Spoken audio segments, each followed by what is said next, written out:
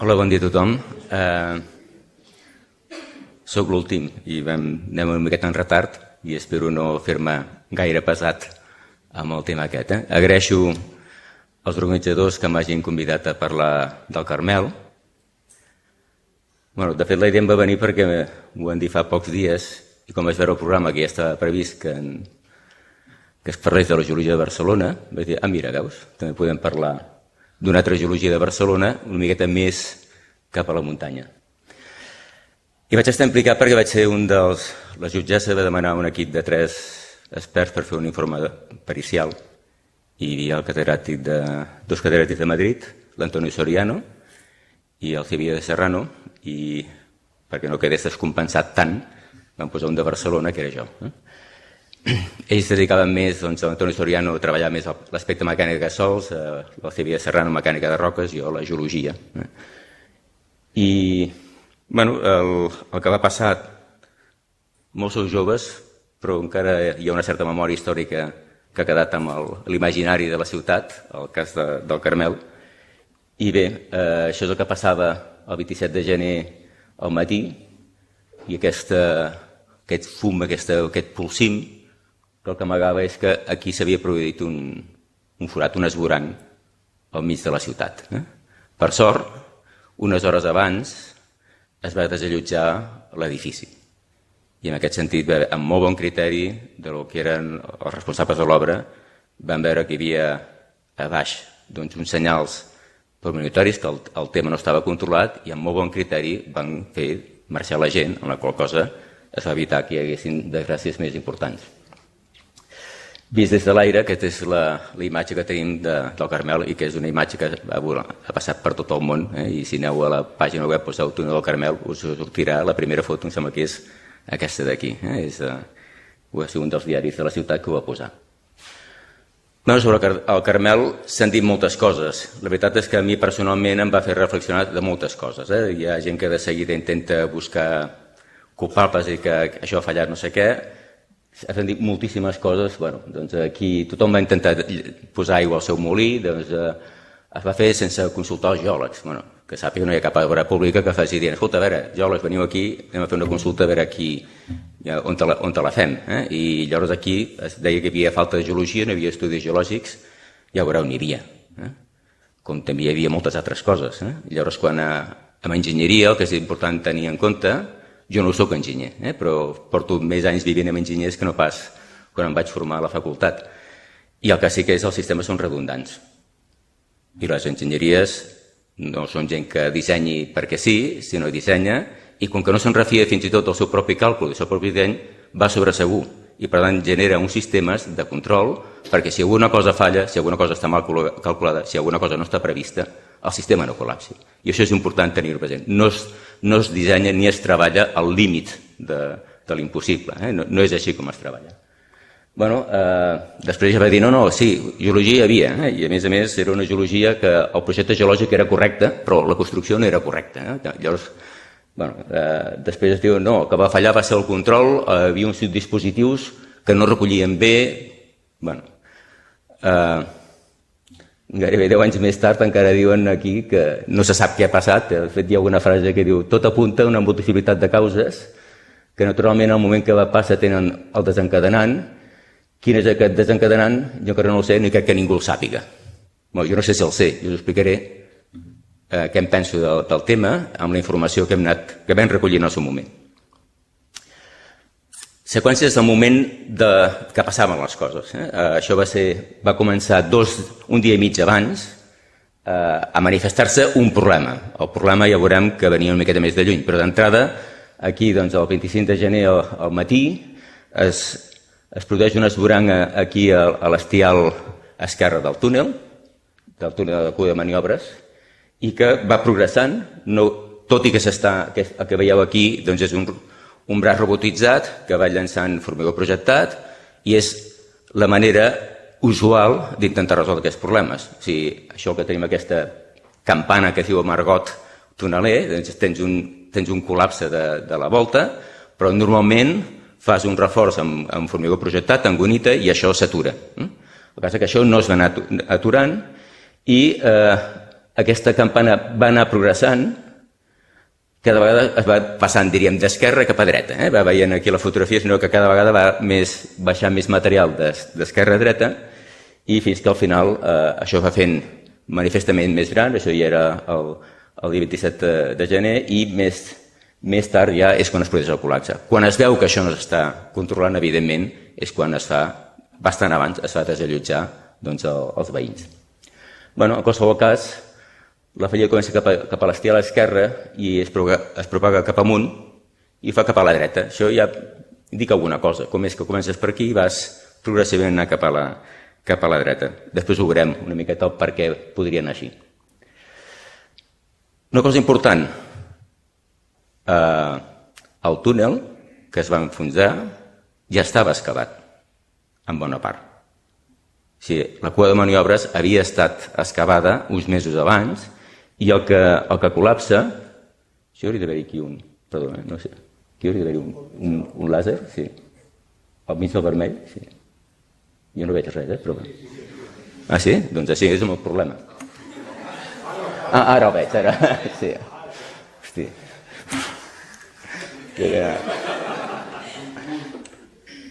Bueno, la cua estava construïda, i quan s'estava dient no, és que la Júlia no es coneixia, escolta, a veure, la cua estava construïda, perquè ja han passat abans.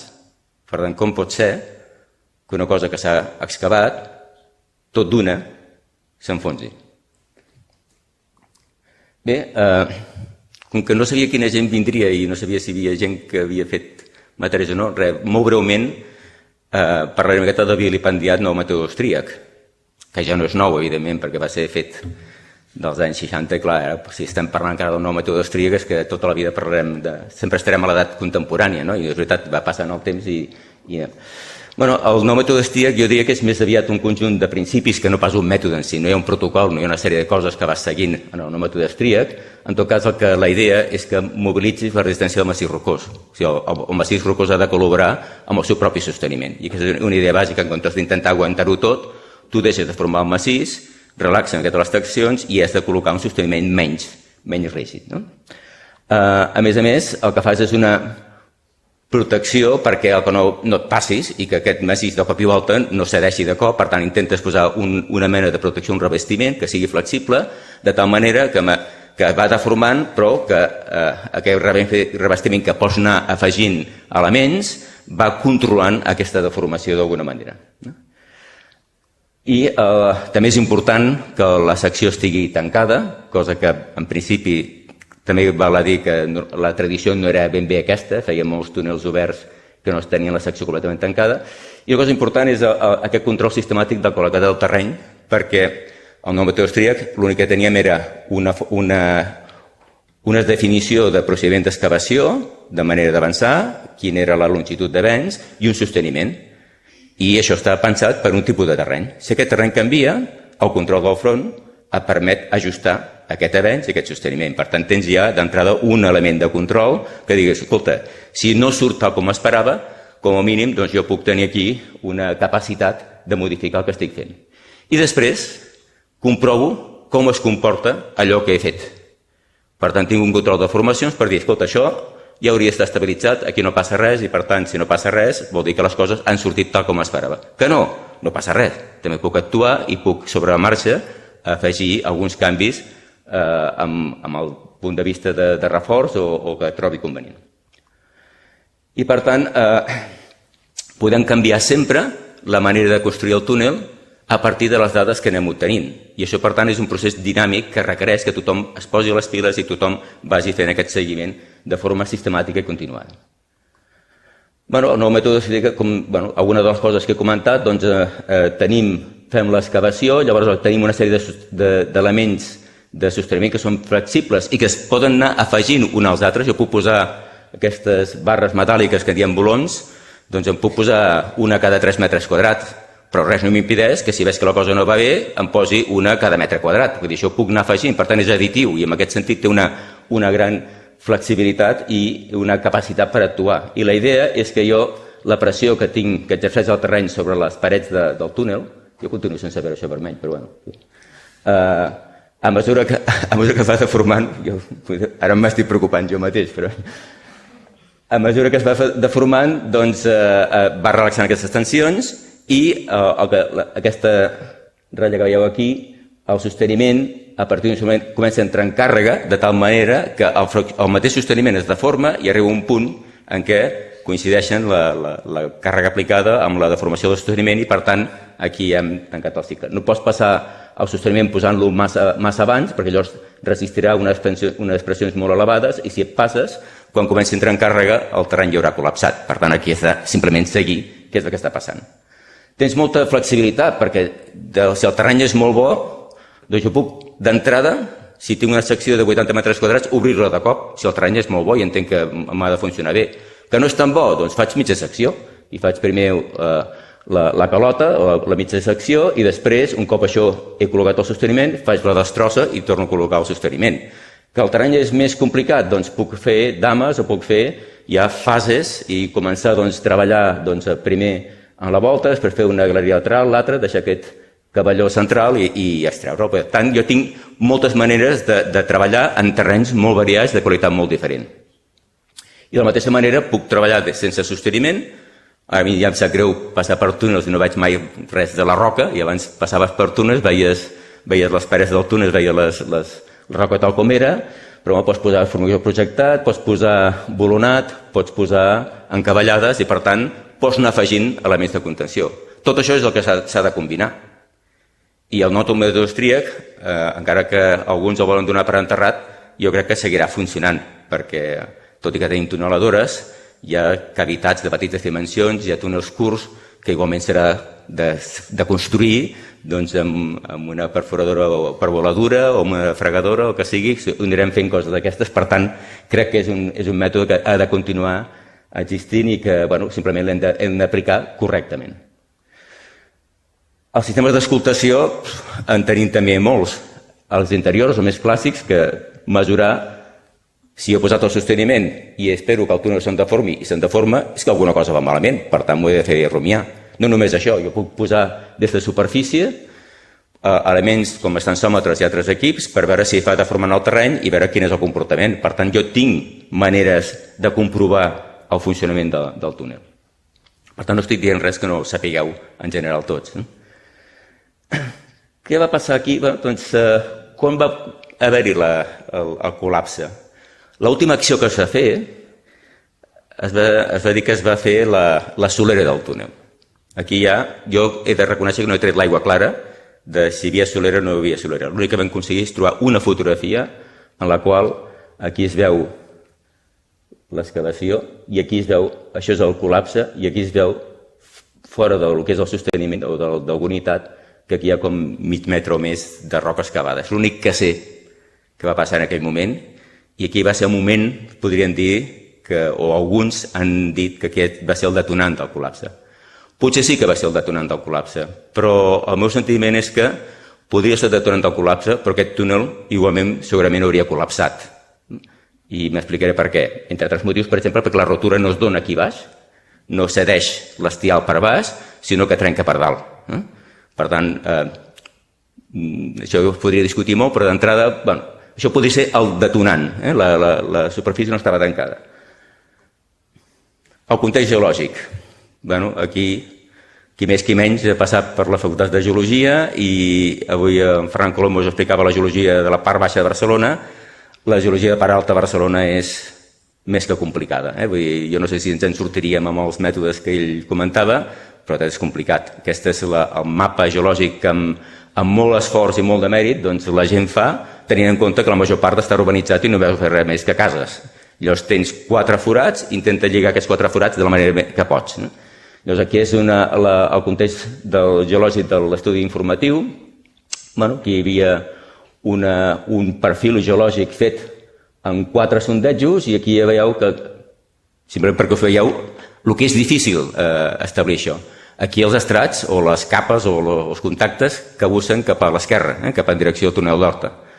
En el següent estudi del projecte, aquí teniu posat l'estació del Carmel i la galeria que es va col·lapsar. En el següent ja veieu que els contactes van cap a la dreta. Vull dir que d'un estudi a l'altre, per tant, qui digui que això, ui, perfecte, això és fàcil de saber, no és veritat, la geologia era molt complicada i per tant, bueno, doncs això vol dir que has d'anar amb precaució i a sobre no tens manera de poder tenir molta més informació. Ara, això sí, per la cua de maniobres es fa servir el mateix perfil geològic que el de l'estació del Carmel. I aquí ja estem dient és que, bueno, jo em crec, d'alguna manera, que si això que trobo aquí, quan excavo aquí, de fet l'estació del Carmel estava sent excavada al mateix temps que després va començar a excavar la cua de maniobres. I algú va dir, no, és que ja coneixíem la geologia d'aquí del Carmel, per tant, mutas mutandi, podem... Bueno, això ja aquí comencem a dubtar si és una extrapolació correcta o no, i més amb una geologia tan complicada com tenim. No només és complicada, sinó que, fixeu-vos, això està extret de les declaracions del Parlament de la gent de direcció d'obra i del contratista, i que són els mapes geològics que es tenien o van presentar en el Parlament per explicar la geologia del Carmel i la zona enfonsada. Com veieu, no és que coincideixin perfectament ni els materials ni les estructures. Aquí tenim, això és silurià, aquí apareixen unes calcàries i unes pissarres grises, això és una falla que ve per aquí, aquí no hi ha cap falla, aquí hi ha una altra falleta que aquesta la venen cap aquí. O sigui, estàs veient el mateix, estem escrivint coses diferents. Qui està en un túnel intenta interpretar coses amb aquell forat, que vagi un dia i veurà què és el que veu en el front del túnel. Tens les màquines, allò està fos, hi ha molta pols i has d'intentar buscar informació de manera difícil. Però bueno, ja veieu que tampoc, fins i tot els que van construir, coincideixen exactament al mil·límetre amb el que van trobar. Què es va fer després? Després va ser un festival de sondejos. Tothom va intervenir i bueno, doncs n'hi havia 4 o 5 de sondejos, però ja veieu que tot això va quedar ple de forats per tot arreu, tothom va haver intervencions diverses i nosaltres també, per no ser menys, també vam fer els nostres forats, que aquí en aquest sentit em va ajudar el José Moy a interpretar les columnes de sondeig. I per dir-vos algunes coses, per veure la dificultat del context, això són el de l'estudi de l'Institut Cartogràfic de Catalunya, que de fet era fet pel que era la secció de l'Institut Cartogràfic, que és el Servei Geològic. A partir d'aquí, a partir d'aquest accident, es va constituir l'Institut de Geologia de Catalunya, que ha tornat a quedar a l'Institut Cartogràfic. Sembla un conte, però ja m'enteneu. Aquí entenien que hi havia, a partir de la geologia, una cosa important, que era un solc, que era una riera que discorre de oest a est, per dir-ho d'alguna manera. El nord no és ben bé així, és de sud-oest a nord-est.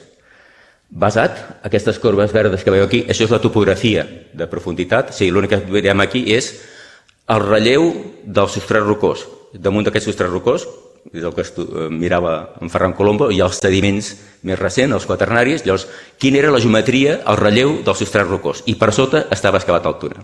I aquí es deia, doncs aquesta geometria, aquí es detecta que hi ha un solc que va en aquesta direcció, sigui en el carrer. Nosaltres vam fer una reinterpretació dels sondejos que hi havia, i aquí jo tinc la meva opinió particular, m'he quedat sorprès de com es descriuen alguns sondejos, i amb els nostres sondejos vam fer una altra cosa, que és que en comptes de fer un solc que venia en aquest sentit, hem trobat un solc que venia en aquest sentit. I això no té res a veure amb la riera.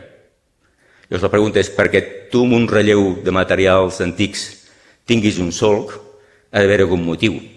Un solc és una zona de debilitat i per algun motiu s'erosiona aquest material. Doncs al final la conclusió que hem arribat aquí és que aquest solc l'únic que està definint és quan aneu a Collada de Tosses o aneu al port de la Bonaigua o aneu a tots aquests grans ports, a dalt del port, al coll, és una zona de falla. Doncs és una zona de falla. Això és la conclusió que vam arribar. Com? Doncs aquí tenim a la cua de maniobres, casualment tenien tota una zona completament trinxada que té aquesta disposició. Per això la trencada, a mesura que anava progressant, anava baixant d'esquerra cap a dreta. El material, a mesura que anava enfilant-se cap a l'exterior. Si no hagués sigut aquesta zona de falla, difícilment la campana s'hauria convertit en xemeneia. Perquè, d'alguna manera, si tens interrupció, fa que no progressi la trencada. Si tu tens una zona de debilitat que té gran continuïtat com és una zona de falla, això t'explica que tot pugui tirar avall. Per tant, això d'alguna manera encaixava amb el que havíem observat respecte a la seqüència dels fets. I com s'havia obtingut? No he tingut gaire... No. Per dir una qüestió també, per la gent que no estigui massa al cas, hem de distingir entre falles i zones de falla. I jo quan era petit m'ensenyaven falles i resulta que hi ha falles i zones de falles. Almenys veus que hi ha falles i zones de falles. La falla és un pla. És una ruptura i tens un medi continu, es torna discontinu a través del que diem una junta o discontinuïtat.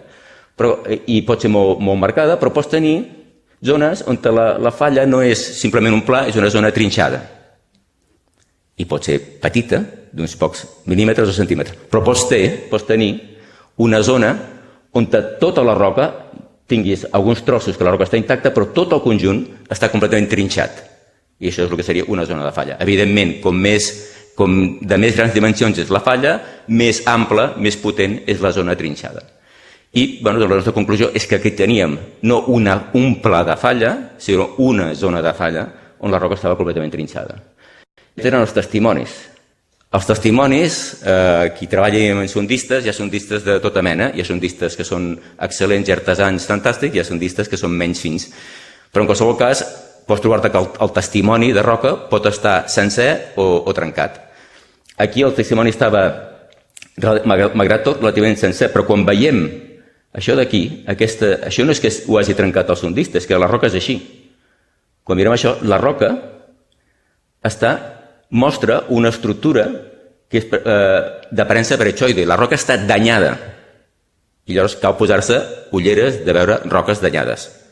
La roca no és sencera, sinó que la roca ha sofert una tensió molt forta i s'ha danyat. I llavors vol dir que té una textura, que diríem és una roca cataclàstica, que a més, quan el manipules, es trenca, surten superfícies de cisalla i llavors te n'adones que aquesta roca aparenta que sigui una roca, però la roca està cisellada i danyada. Forma part d'aquesta zona de falla. Llavors te n'adones que metres i metres i metres de sondeig la roca apareix d'aquesta manera. Vol dir que tenim no un pla de falla, sinó una zona relativament potent fallada. I que compareu-ho amb un testimoni que no tingui aquesta afecció. Veieu el testimoni sencer, la roca presenta molt bona qualitat, molt resistent, l'altra, la que la manipules, la trenques. I això se sabia quan es va fer el túnel? Doncs sí, se sabia, perquè aquests són caixes de testimonis del projecte. Tot el testimoni aquí, tota la roca. O sigui, el testimoni està recuperat, però la roca està feta a pols. I un pot dir, pot ser el sondista o pot ser la roca. Llavors pots buscar criteris per entendre que realment la roca estava feta molt bé en aquest sentit. Agafant tots els metres de material fracturat en els sondejos, el que he fet per ajudar els companys de l'Institut de Geometria, en Josep Anton Muñoz, vam dir, escolta, mireu, us durem tots els sondejos col·locats aquí i mireu espaialment què ens està definint això. I llavors tot el que veieu, aquestes banderoles blaves, són les zones on l'RQD, el grau de fracturació del sondeig, és inferior a un cert valor, inferior a 20%, que vol dir que la roca està molt trinxada. I posant tots els RQDs de tots els sondejos que havíem observat i reinterpretat, resulta que tot aquest conjunt de sondejos definien una banda, això és el túnel del Carmel, això és la cua de maniobres, i això que veieu aquí, que puja, és el col·lapse. Doncs aquí, que és els plans, el blau i el taronja, defineixen tot un sector on tota la roca, tots els sondejos que hi ha per allà, la roca està completament trinxada. Té un percentatge de fracturació molt gran. Per tant, ens està definint aquesta zona de falla, ens està definint només la zona de falla, sinó l'orientació, la direcció d'aquesta zona de falla. Que posada sobre plano, doncs el que trobem és que aquí tenim el col·lapse i aquesta zona de falla que venia així, la podem perllongar seguint la direcció que havíem vist fins al final del túnel del Carmel. I llavors, al final del túnel del Carmel, però al túnel del Carmel no li passa res. Bueno, sí que li va passar res. Resulta que uns mesos abans, a l'agost, això va ser el gener del 2005, a l'agost del 2004 aquí va haver-hi un col·lapse, però aquesta vegada no va progressar dalt, però va ser un col·lapse petitó, i aquest el vam poder controlar i es va parar el túnel momentàniament aquí. Però per tant aquí tenim que té una certa continuïtat aquesta zona trinxada amb aquesta d'aquí. I a part d'això, només agafant la informació que et donen la direcció d'obra i el contratista, nosaltres tenim les nostres pròpies dades, però en principi agafant les d'ells, aquí es veu com que si progressem, això són seccions que han estat mostrejades, s'ha visitat el front i s'ha tret la qualitat de roca. Aquí veieu com la qualitat de roca, això és l'índex RMR, a mesura que estem acostant cap a la zona fallada, va disminuint la qualitat notablement. Vol dir que estem, i això passa amb algunes falles de grans dimensions, que és que a mesura que t'acostes una falla d'importància regional o provincial, com vulgueu dir-li, doncs el grau de fracturació augmenta i la degradació de la roca es va notant. Per tant, aquí estaven detectant que hi havia una degradació. La pregunta seria, bueno, doncs aquesta zona de falla, quan es va excavar la galeria, s'hauria de veure. Doncs no, perquè això que veieu, aquestes ratlles negres, són les seccions de mesura de control geològic. De fet, no hi ha res escrit, no hi ha un manual, però se sobreentén que quan apliques aquest criteri del nou mètode austríac, tu vas adaptant el teu sosteniment al que vas trobant. Per tant, el que toca, que cada vegada que has fet un avenç, un cop has perforat un tros i abans un cop col·loques el sosteniment d'aquest avenç, el que toca és mirar la secció a veure què has trobat. Si ens hi fixem aquí, entre aquest punt d'aquí i aquest punt d'aquí, el col·lapse d'aquí al mig, no hi ha cap secció de control. Per tant, i això són més de 30 metres, durant 2 setmanes, aquí ningú va passar pel front a mirar què hi havia. Per tant, d'entrada, si hi havia una zona de falla, aquí no ens n'hem enterat que hi havia una zona de falla. Llavors, clar, per descomptat que el front pot ser difícil, però les seccions de control estan molt espaiades, massa, com per fer un seguiment diari. Aquí sí que es nota que hi ha un seguiment cada vegada que avances del front. Aquí veu que les seccions estan molt juntes. Per tant, aquí això hauria d'estar ple de seccions com aquestes que algú havia d'haver anat allà a mirar què hi havia. La primera cosa que dius, home, ens hem menjat una falla i no l'hem vista. Bueno, però no pànic, vull dir, això ho podem resoldre, no? Ho podem resoldre. Clar, amb la caracterització que tenim del massís rocós, amb això és el disseny del túnel. El túnel no només es fa, la gent fa servir els seus programes, els models de tensor deformacionals i miren quin és el comportament que espera del massís.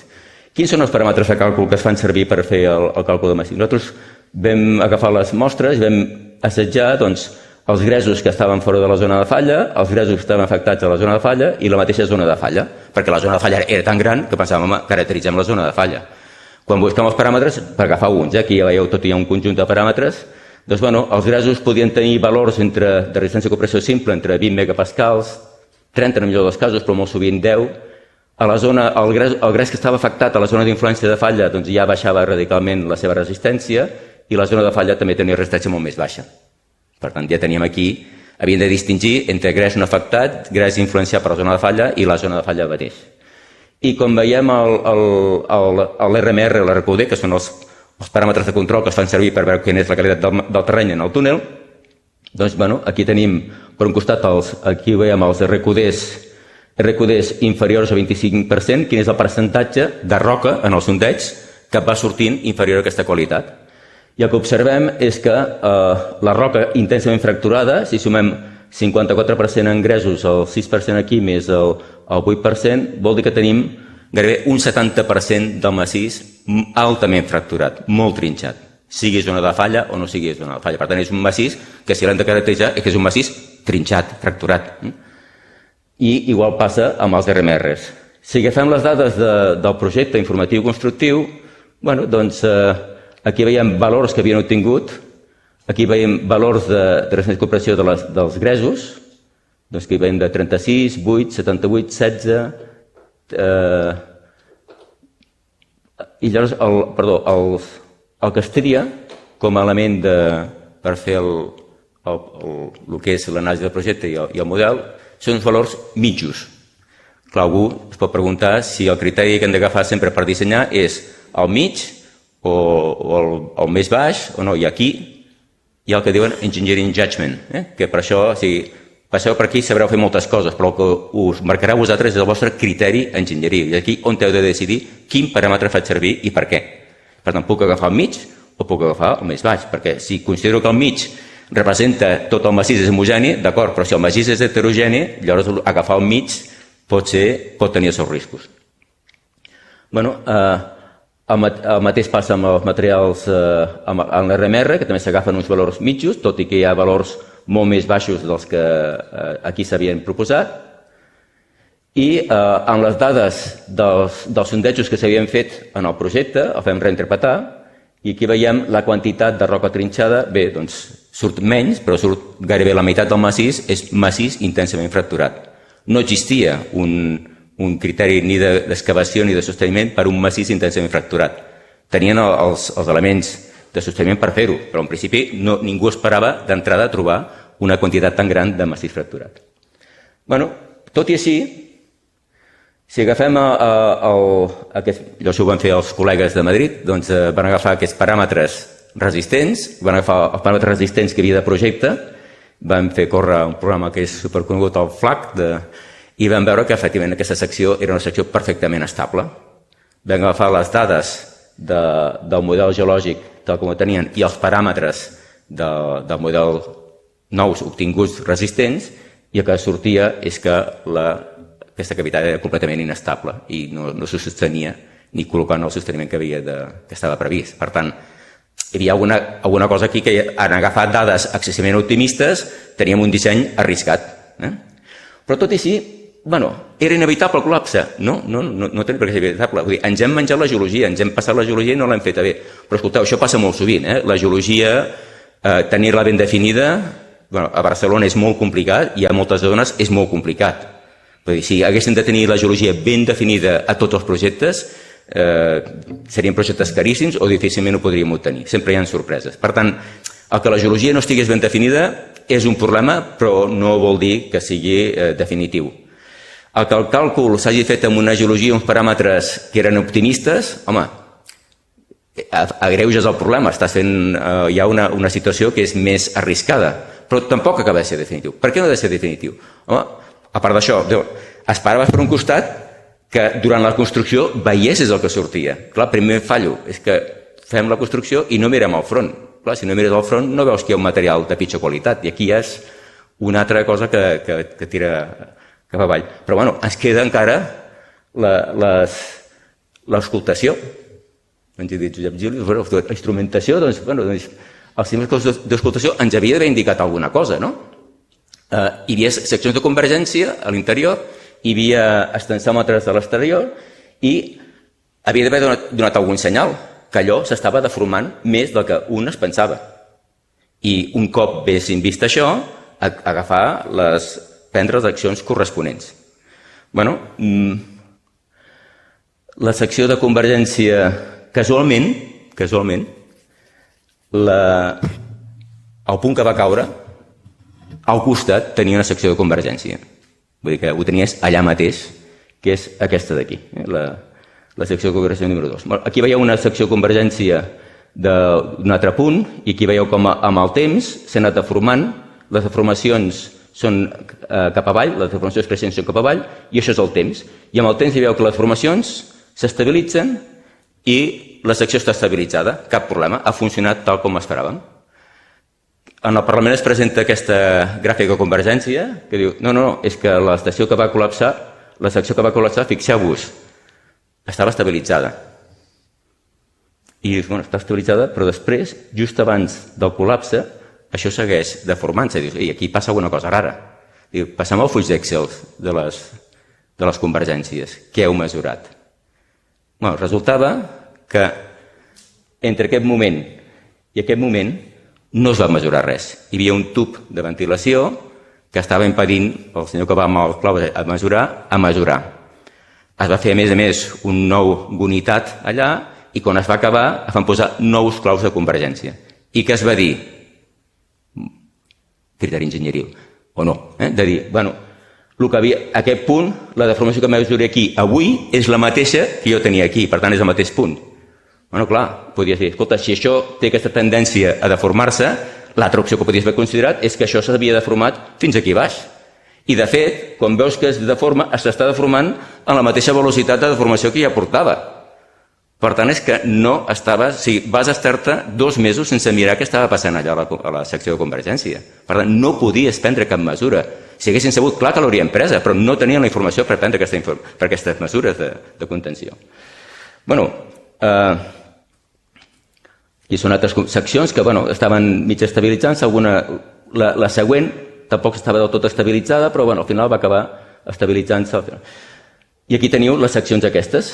La número 2 era just en el col·lapse, la número 3 a tocar del col·lapse, que era la que menys s'havia estabilitzat, i les altres, la 4, ja estava en procés d'estabilització. Per tant, era aquesta zona la que estava donant senyals inequívocs que allò no estava estabilitzat.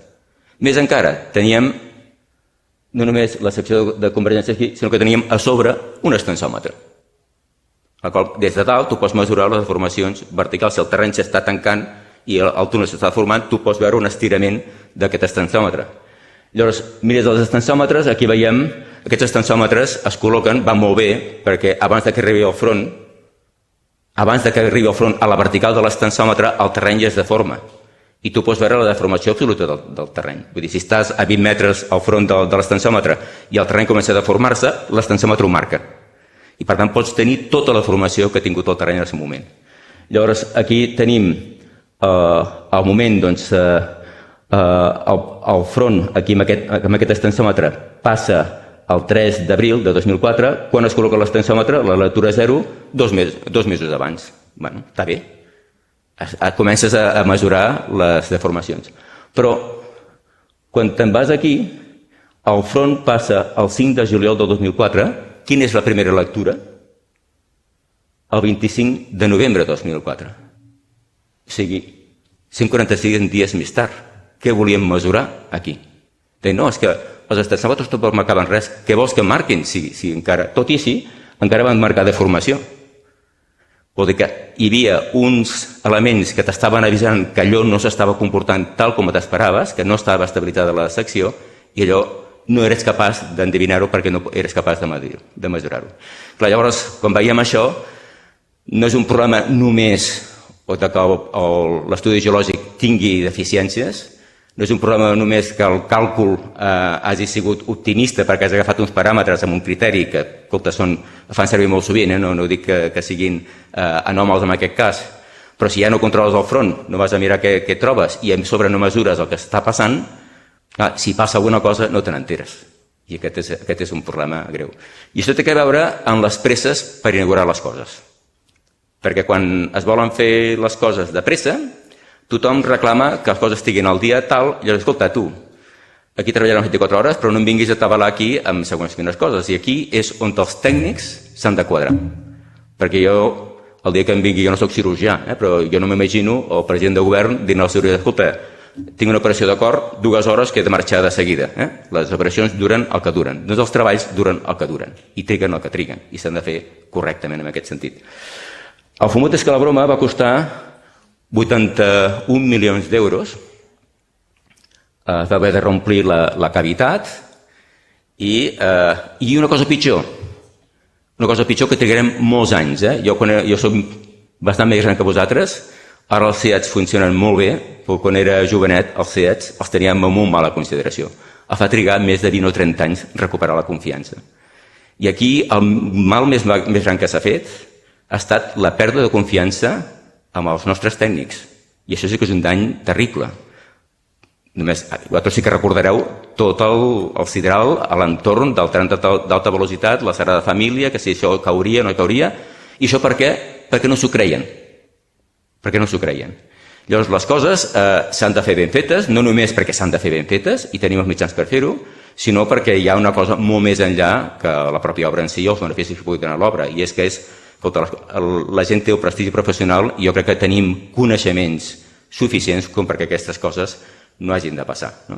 I, bueno, a mi em va fer pensar, quan tothom rondinava, deia tothom que era culpa d'uns i altres, aquí va fallar moltes coses i molta gent. Vol dir que no podem començar a escampar i el que hauríem de fer és una reflexió de com fem les coses i que quan es diuen que les coses tenen uns procedents de fer-les són per algun motiu. Perquè el 99% dels casos això no passa, però només que passi un sol cas desbarria tota la feina que hagis pogut fer bona durant tots els anys precedents.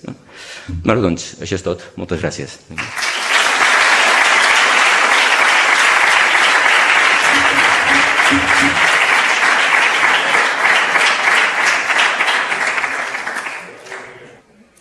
hi ha alguna pregunta, doncs, si puc, gustosament la contestaré.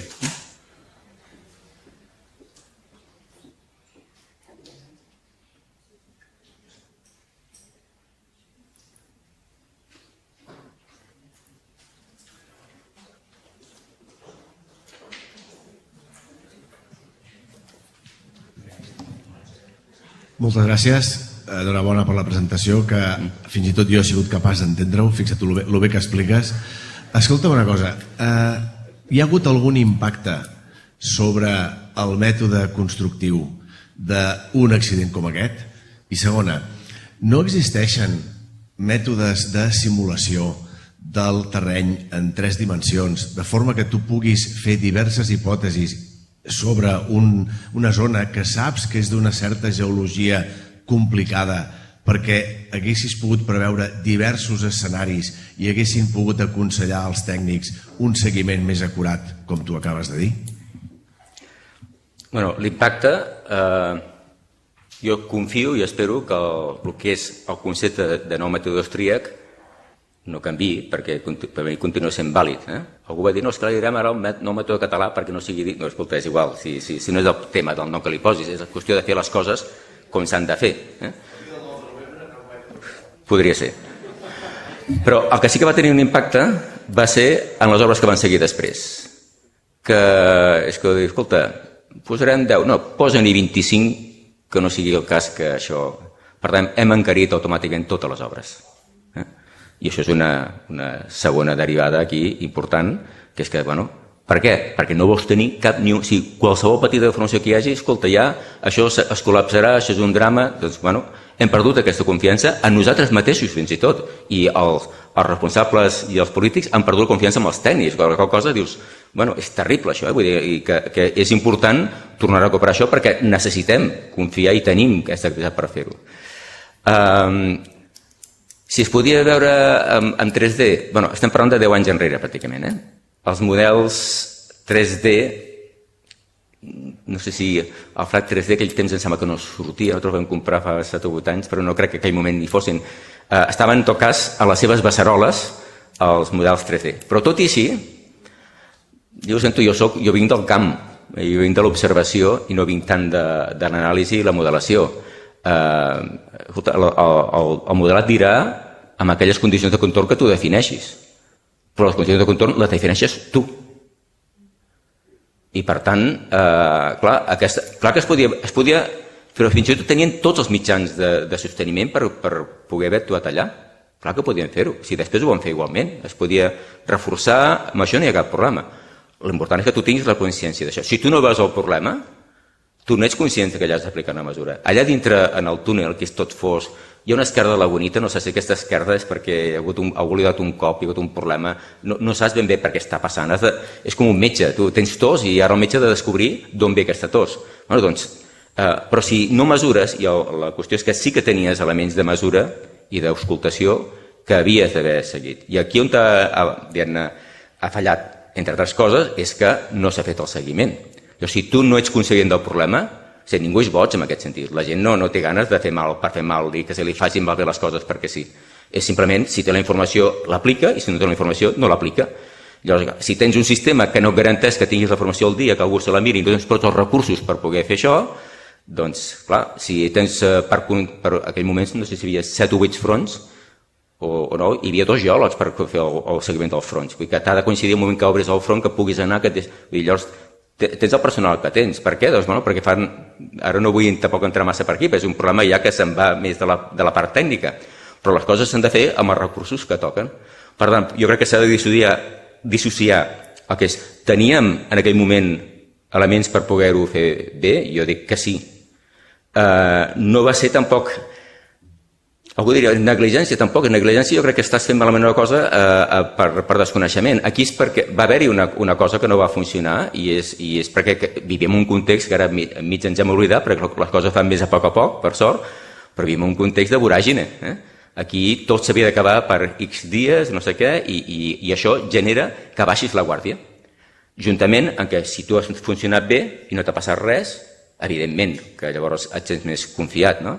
Llavors l'única l'aprenentatge que veig aquí és que no pots baixar mai la guàrdia. I per molt que sigui una cosa avorrida i les dades siguin completament avorrides, tot sigui monòton, no sé què, doncs has d'anar mantenint, has d'anar mirant, perquè per això estan aquestes dades, no? Per aquests casos que passaran un cop cada 100 o cada 1.000 vegades.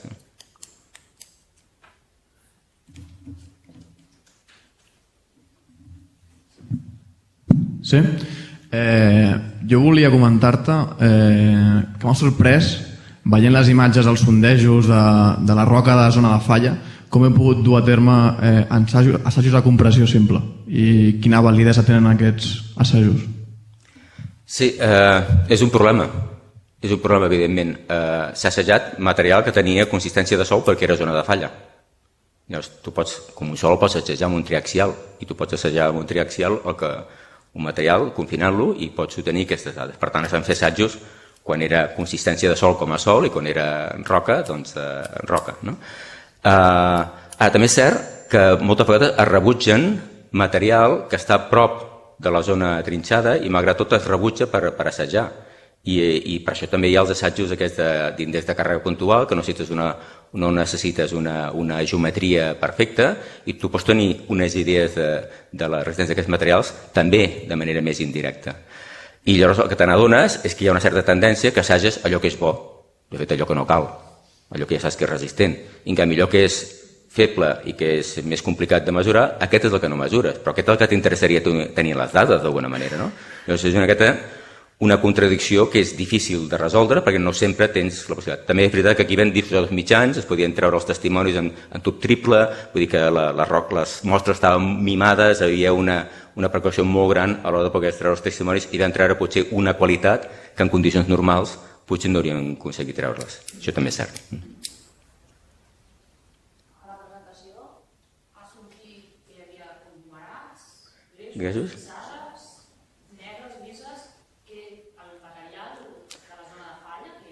eren gresos. Gresos del carbonífer que estaven molt trinxats. Fonamentalment va ser gresos la zona trinxada. Hi havia unes passades d'argilita i així, o pissarra, però fonamentalment era gres trinxat. Això que em va també impressionar bastant, perquè llavors veies el gres i era com un mosaic. O sigui, el gres no és una roca, quan un mira un gres molt sovint està acostumat a veure uns gresos, que és la pedra d'esmolar que tradicionalment feia servir aquí, que és una roca compacta, resistent, molt ben cimentada. Aquí estava molt cimentada, era molt abrasiu i molt cimentat, però en canvi es trencava com el sucre. Manipulaves, trencaves la mostra com si fos un sucre. Estava danyada la roca. La roca estava intrínsecament danyada. Llavors, aconseguir mostres així senceres era complicat a la zona propera a la zona de falla. Però era gres el que va trencar. Llavors, la caracterització aquesta que té de fugir, que també ha assignat una sèrie de paràmetres,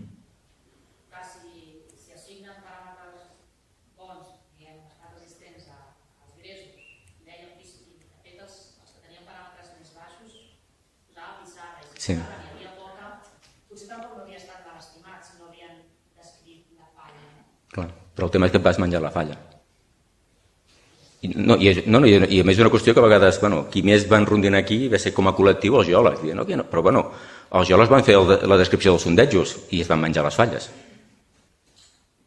I per tant, clar, les falles, hi ha falles molt clares i hi ha falles que no són tan clares, i aquesta no era tan evident, si es vol, no? Però la zona estava fallada. Llavors, és com tot, acabes la descripció de les coses, doncs a vegades veus coses que no saps interpretar què volen dir. I veus aquesta roca amb aquesta estructura completament trencada, cataclàstica, i no saps ben bé com atribuir-la. Dius, no, potser és sedimentari. Vés a saber com ho penses, com ho interpretes, aquesta informació. Veus un indicador, però tu la diagnosi que fas potser no és la tot correcta. El que vam posar allà va ser les característiques resistents de la zona de falla, no només de lo que és l'argila de falla, sinó com a zona fallada, que era una miqueta millor que no pas el que era estrictament el rebliment de falla. Realment, quan hi ha un descobriment d'aquest tipus, l'única cosa que pots fer és vomitar o hi ha alguna forma d'encertar l'emergència? Bueno, depèn del temps que tinguis, clar. Has de tenir algú que t'ho posi. Has de tenir algú que t'ho posi. Si el tema allà, allò t'està caient, caient blocs allà contínuament. 2 dies caient contínuament.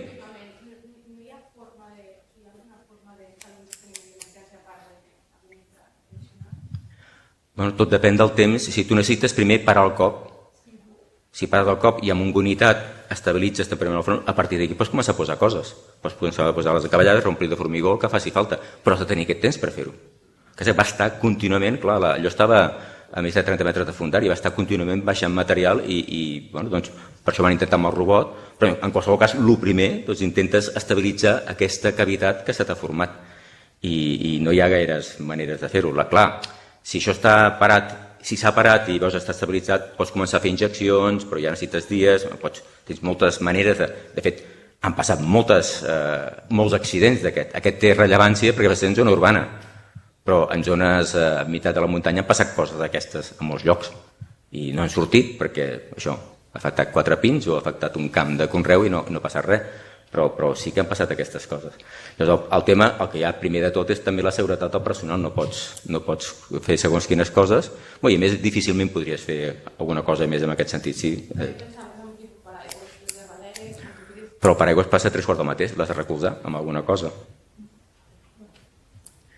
Però el tema, a part d'això, és que no és que retingui el material que va caient, el que has d'estabilitzar és la superfície que ha quedat. I la superfície anava progressant contínuament. Llavors, és la que anava marxant. Per tant, no és tant a baix posar un paraigües o una xarxa, sinó com pares tot el que va progressant cap amunt. I això és realment complicat.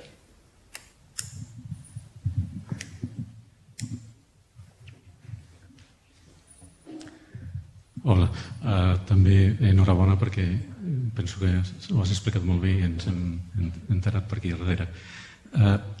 Jo et volia preguntar una cosa que marxa una mica de la tècnica, però potser té molt a veure. Les presses aquestes, que és el missatge moral que fas, aquestes presses també, a mi m'havia arribat una mica l'ona de que van ser en la decisió de fer la via morta, com es diu? No, el túnel de maniobres. El túnel de maniobra, que allò va ser una cosa de pressa de ja que hi som, doncs fem una altra...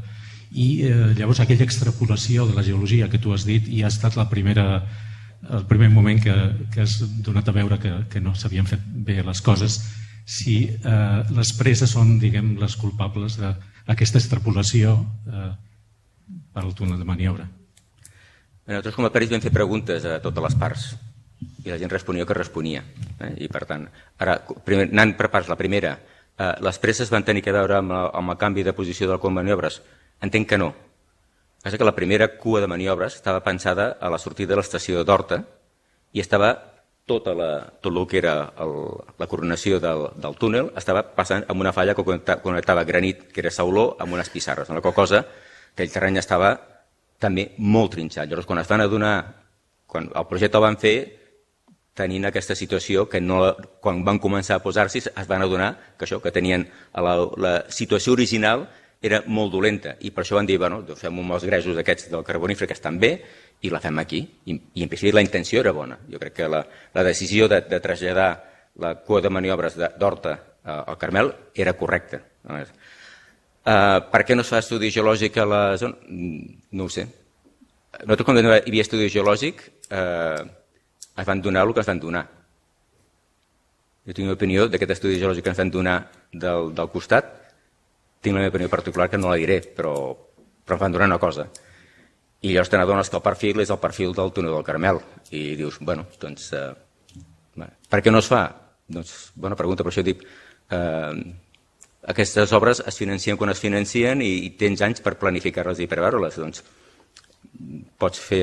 I tampoc uns sondatges tampoc són d'encarts. Després hem fet 80 sondatges després, ràpidament, vull dir que no venia de 2 o 3. Vull dir que sempre és un problema d'optimització. Quant esforç col·loques tu amb el reconeixement respecte a la informació que has de treure. Ara, és evident que quan la cosa és complicada necessites una intensitat de reconeixement, una necessitat de reconeixement molt més gran que quan la cosa és més senzilla, no? I en zona urbana encara molt més. Jo crec que tothom ha après que en zona urbana poca broma, perquè fins i tot quan estaves acostumat a fer túnels carreters, a la carretera, tant te fa la deformació, però la muntanya es deforma. La muntanya té subsidència quan fas un túnel. Però a dalt ningú diu res. Ara en una ciutat, 2 centímetres són un escàndol. I per tant, això també s'aprèn quan estàs allà al mig. I dius, podia haver après abans? I que se sabia abans? Potser sí, no sé. Però per això dic que aquí aquestes coses un llibre no t'ho pot dir, en aquest sentit, com un manual, a veure, primera pàgina, perquè hi ha tantes casuístiques que has de considerar que el 90% no t'afecta i per tant ja no faràs ni cas i tu faràs el teu criteri. Per tant, aquí és on hi ha el criteri d'un mateix que ha de tenir en compte si aquesta formació que té és suficient o no és suficient. Però aquí entrem una dinàmica del paper de l'enginyeria civil respecte a les administracions i què és el que fan per 4 duros o què és el que fan per 4 dies que et donen de temps per fer les coses. Però això és un debat que altres professions potser no ho tenen així, vull dir, a vegades he sentit gent crítica amb els arquitectes, però els arquitectes ho tenen claríssim. Quan s'ha de fer així, s'ha de fer així, punt. Ja està, i és la seva obra, més d'art. I aquí, no? Però està bé, perquè són orgullosos de tot el que fan. I a vegades passes per sota un viaducte de carretera i dius, hòstia, podríem haver fet una miqueta de gràcia aquest viaducte aquí, no? Doncs per què no fem això? Aquí cal una miqueta d'orgull de la cosa que fas i la cosa que has de fer ha de ser una cosa presentable a tot arreu. Llavors no has de pensar només que tu el teu tema, si ets geotècnic, és excavar i treure el material i si ets estructural, doncs que aguanti no, també ha d'haver-hi una integració i d'haver-hi entendre alguna cosa més que no va més enllà de la tècnica. I aquí s'ha acceptat potser coses en el seu moment, va passar en l'AVE a l'entrada de Barcelona també 3 quarts del mateix, aquestes presses que van donar lloc a incidents que es podien haver evitat d'alguna manera. Però això és tècnica, amb això no hem de confiar en la tècnica. No és una qüestió de no confiar en la tècnica, és qüestió de que ens mentalitzem tots de que les coses s'han de fer d'una altra manera, amb un altre criteri. Però això aquí ja no s'ensenya a l'escola, això s'ensenya a tot arreu, hauríem d'aprendre-ho, vaja. La interpretació de la falla la feu a partir de la topografia del sòcol. No, ens ho va confirmar. Us ho va confirmar, però prèviament hi havia un model que era contrari, no? A veure, anàvem veient i jo em veia aquella roca. A veure, tampoc és que hagués vist molts casos d'aquests, també tot s'ha de dir que tothom té l'experiència que té. Però vam començar a veure un gres, veiem aquest gres te l'esperes d'una manera i et surt d'una altra. Dius, mires, això és gres, no? I quan te n'adones vas començant i vens aquesta estructura cataclàstica, veies així, que quan es trencava dintre hi havia plans de cisalla, dius, això què és, no? I tot això està fallat. Però encara que sigui gres, i potser tenies un tros de mig metre més amb un gres intacte perfecte i continuava havent-hi una zona trinxada, no sé què, però quan tu mires un conjunt dius, home, tot el conjunt aquest, tot això està fracturat. Bueno, més vam comprovar després que aquesta falla també passa pels túnels de la Rovira. És una mateixa que els túnels de Rovira, la geologia no coincideix d'un túnel d'anada i un altre túnel de tornada, tens els perfils geològics i no coincideix. Hi ha tot un desplaçament i més o menys coincideix en la mateixa direcció que hi havia aquesta falla. Que és una falla paral·lela a la falla de Llobregat, a més. Vull dir que és que llavors dius, vas mirant coses, sí, va encaixant. Ara, no pots demanar això d'entrada que la gent arribi, perquè aquí vam perdre moltes hores fent això. Tu amb un projecte no perds aquestes hores pensant. Nosaltres ens pagàvem perquè havíem de veure amb tota la informació que disposàvem, buscar-hi un entrellat i al final li donaves voltes a qualsevol cosa li donaves voltes i al final miraves, la direcció coincideix amb aquesta i vas encaixant. Ara sí que és cert que el concepte que a vegades sí que critico en molts projectes, és que el concepte de material fracturat o de mala qualitat no apareix. Normalment hi ha caracteritzat de diversos materials, però no sempre els de pitjor qualitat. I la zona de falla, si és petitona, no passa res, però si és una zona potent, llavors sí que s'ha de caracteritzar. És un material més com un altre. Llavors sí que això ho has de tenir present. I per això vam mirar amb el projecte què hauríem obtingut amb el projecte, i clar, com veus que la meitat del terreny estava intensament fracturat, dius, home, no era una bona roca. Però llavors pots dir, el disseny havia de fet un disseny amb un material que no era aquestes característiques, un material de pitjor qualitat. El problema també és que la línia 5 és molt llarga. Són molts quilòmetres i tu tens els sondejos, i llavors això era una petita part del teu reconeixement del terreny, que era 5 quilòmetres i aquí afectava a uns cents de metres.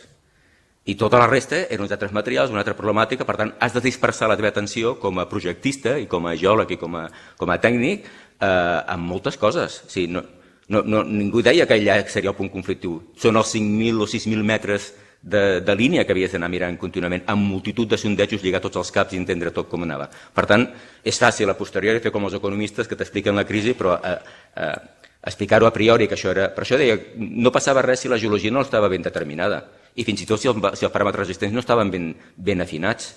Però per això tenies altres eines, que era el seguiment i l'auscultació. Però clar, llavors, si tot va fallant, per això va donar la mala sort que tot va conjugar-se en aquest sentit. Per això deia que quan falla una cosa, quan hi ha un desastre d'aquests, no és que hagi fallat una cosa, sinó que han fallat un conjunt de coses. Sí, Sandra.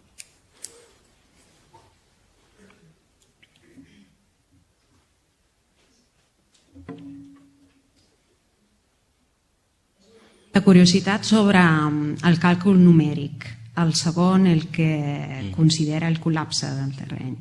Allà la secció excavada considerava la realització de la solera o no? No. O sigui, fallava el sistema igualment. Vale. Si l'únic que va comprovar... Jo no vaig fer els càlculs, va ser la gent de Madrid que es va encarregar i els que tenien l'encàrrec de fer-ho, però la secció vam dir, mirem la secció que ha caigut, la secció que s'ha excavat. Aquí hi ha un punt que és discutible si l'excavació de la solera va tenir una influència o no, que hi ha gent que mantenia que l'excavació de la solera, de fet, com que no estava tancada, evidentment tenies molts números de que això. No dic que no, vull dir, els meus col·legues no eren del parer, jo personalment també potser he contribuït, l'únic que hauria contribuït més com a desencadenant. I dic, clar, jo com veia el fet que l'inici de la rotura no és a baix, perquè si tu fas l'excavació per baix, el que esperes és que l'estial se t'aixequi i et trenqui lateralment. Doncs no, et trenca a dalt. I home, si et trenca a dalt, a baix pot haver influït perquè ha deformat i es permet, però t'ha vingut trencada de dalt. Potser ha accelerat el procés. Però per això deia que segurament, si seguien sense mirar-s'ho, doncs allò, clar, no sé quants centímetres portaven ja. Aquella secció s'havia d'haver parat en 3 centímetres o 4 que havien previst. Portaven com una quinzena de centímetres deformats llargs. I, per tant, superava molt més enllà del que tenien previst de deformació d'aquella secció.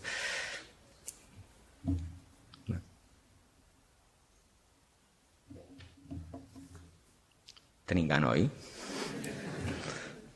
Doncs, ser organitzadors... Sí? Molt bé, gràcies.